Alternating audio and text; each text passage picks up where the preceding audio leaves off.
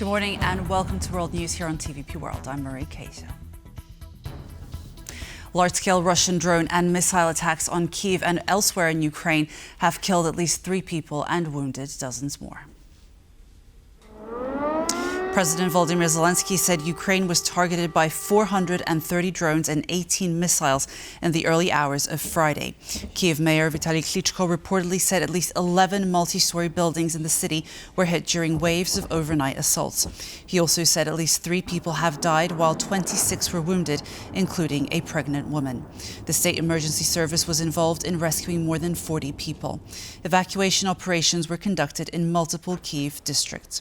Local media report that air raid alerts were issued across the whole country because of the missile and drone attacks. Russian officials say a Ukrainian drone attack early on Friday damaged a ship, apartment buildings, and an oil depot in the Russian Black Sea port of Novorossiysk. It comes as overnight Ukraine released a video of domestically produced long-range Flamingo missiles being fired at Russian targets. Authorities in Russia's southern Krasnodar region said on Telegram that 3 crew members were injured in the strike and are being treated in the hospital. The attack also triggered a fire at an oil depot in a transshipment complex and damaged several buildings. Russian military officials said the country's air defenses shot down or intercepted 216 Ukrainian drones overnight. At the Rebuild Ukraine Forum taking place in Warsaw, Piotr Matczuk, the president of the Polish Development Fund, told TVP World about the advantages of Polish companies investing in Ukraine as part of rebuilding the war-torn country. Matczuk also spoke about how the government could incentivize private Polish companies in order to engage them in rebuilding Ukraine after the war. First of all, we have a very good understanding of the Ukrainian market because of the proximity of sort of language similarities. But at the same time, we are sort of the transport and logistic hub for rebuilding Ukraine because we are one of the main transport corridors into Ukraine. And that's the feature, that's an advantage that we definitely need to take into account. We have, let's say, 2 layers of coordination here. So one layer is intergovernmental, and there are, let's say, some important intra-governmental initiatives that are being discussed right now.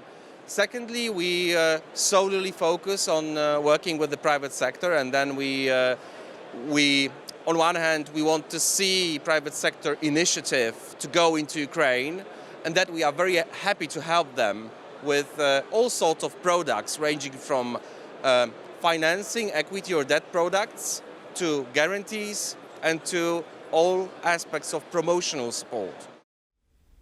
A new influx of Ukrainian refugees in Germany are to be denied access to the country's welfare benefits. This is according to a draft bill proposed by Chancellor Friedrich Merz's government, which aims to encourage employment among Ukrainian refugees. The bill applies to Ukrainian refugees who arrived in Germany after April 1st of this year. It opens the door to withdraw eligibility for Germany's Citizens Benefit Program. However, the refugees from Ukraine would be granted the same payments reserved for asylum seekers instead. Under the new regulation, payments for a single person would be cut from $654 to $532 per month, but the difference would likely be made up in other benefits. According to Merz, young men from Ukraine should provide service in their country instead of leaving for Germany. He asked Ukrainian President Volodymyr Zelensky to take care of the issue. The bill is to be given the green light by the cabinet next week. Ukraine will conduct audits at all state-owned companies, Prime Minister Yulia Sviridenko said on Thursday evening. The decision follows a major corruption scandal in the country's energy sector that has led to the resignation of 2 government ministers.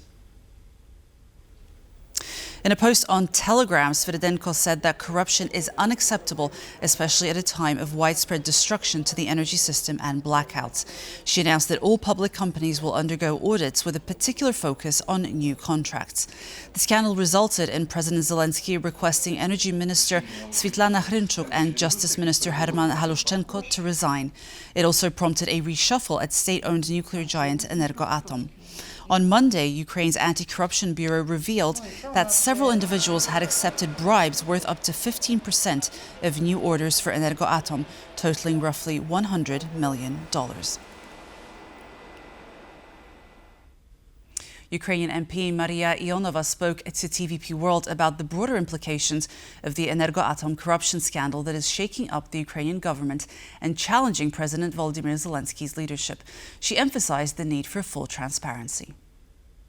The message is clear. We have to make this process very public, transparent. The president, he has to take hard decisions about his political partners and friends.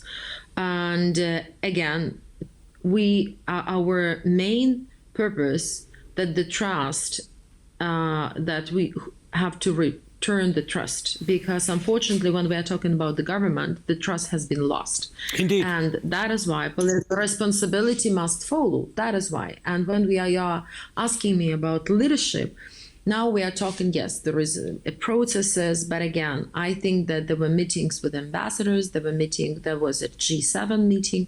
So I hope that, now the government should be so honest with our political partners, international partners, because of course we understand that skeptics and Russians, they will use this situation. So the state cannot offer for us to lose the trust of the partners. Germany's ruling coalition has agreed on a new recruitment structure for its military. The country will continue to rely on voluntary service, but there will also be nationwide conscription and targets for increasing the size of the armed forces. Germany is looking to boost its military from the current level of 180,000 soldiers to around 260,000. If the number of volunteers is too low, the Bundestag will be able to decide on so-called compulsory military service based on demand. Perhaps we should all focus on making it clear how attractive, how necessary and how meaningful service in the German armed forces is, and how to make it attractive for young people, that it's about young men and women being able to make an important contribution to the security of our country, and all on a voluntary basis. That's understandable. It's all very clear. Well, each country decides for themselves how to deal with the question of getting enough men and women into the military, but I'm very happy to hear that the coalition here in Germany has now agreed, as I understand it, on a way forward. Troops from across Europe took part in NATO exercises on Thursday in a test of their ability to come to the defense of countries on the alliance's eastern flank.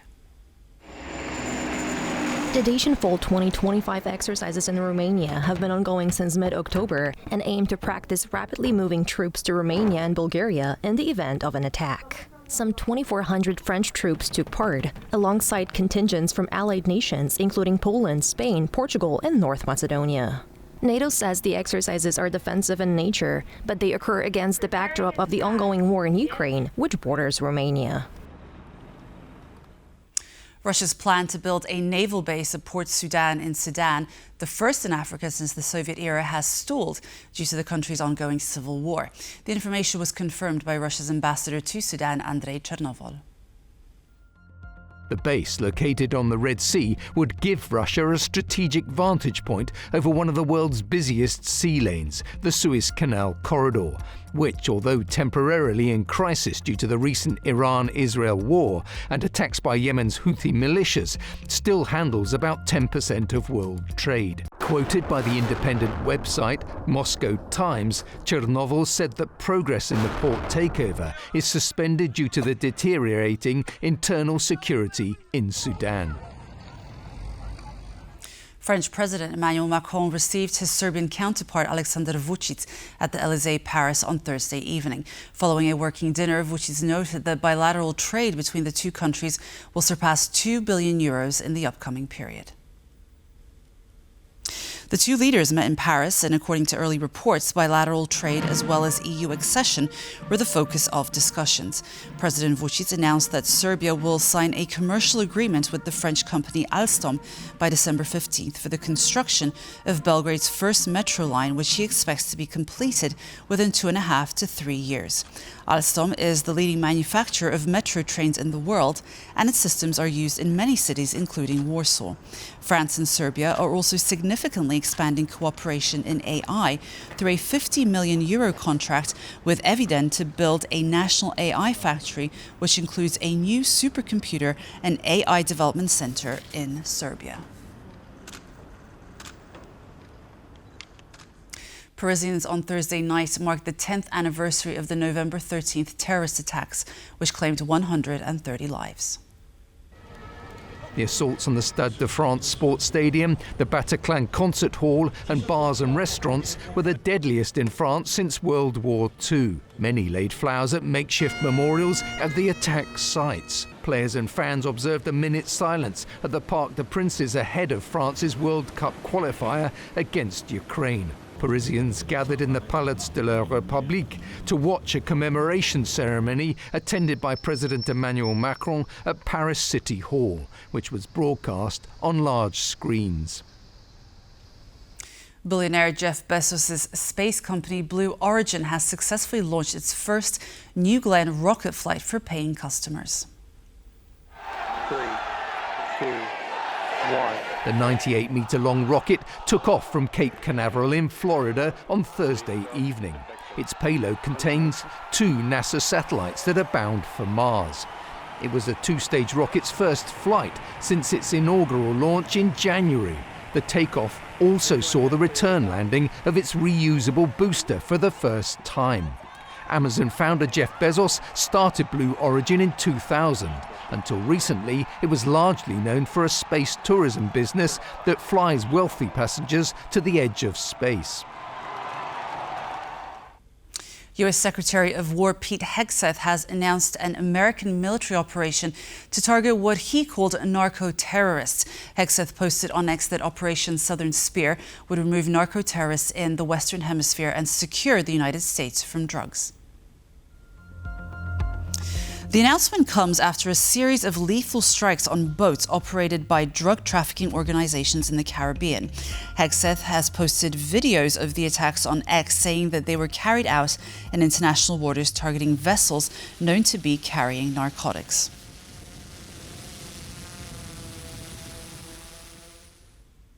We won't allow any components from China in the 6G network. German Chancellor Friedrich Merz said Chinese suppliers such as Huawei will be excluded from the country's future telecommunications networks, citing security as the primary reason.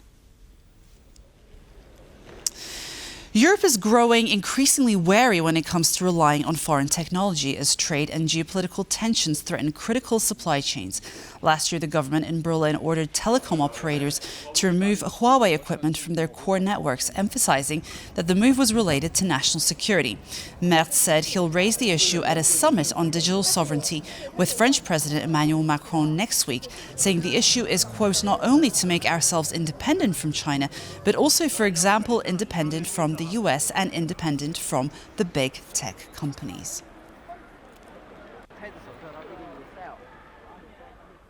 In sports, the head coach of Poland's national football team, Jan Urban, says he is confident the White and Reds can take advantage of any complacency by the Netherlands in Friday's key World Cup qualification match. The Dutch side lead Group G, with Poland currently in second. Polish defender Matty Cash says his team is looking forward to playing at home. I think in recent times, as I said, when we played against Holland, we've always expressed ourselves really highly. I think in the last game against them, we had chances to score. We made it difficult for them.